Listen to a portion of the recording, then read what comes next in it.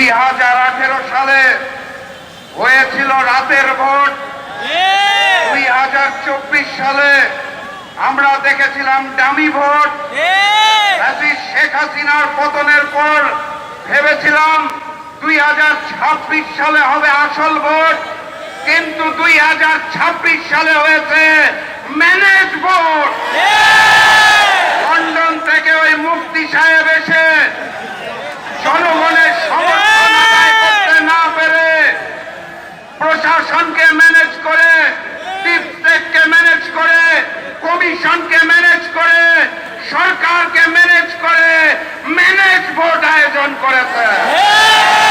এখানেই শেষ নয়, তারা ভোটের পরে ঝাঁপিয়ে পড়েছে নির্মম ভাবে জনগণের উপরে।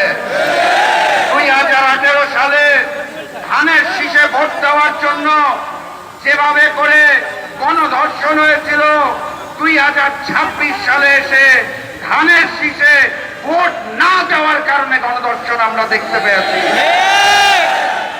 মুসলিম যখন জালিম হয়ে যায় তখন আল্লাহর আরশ কেঁপে ওঠে।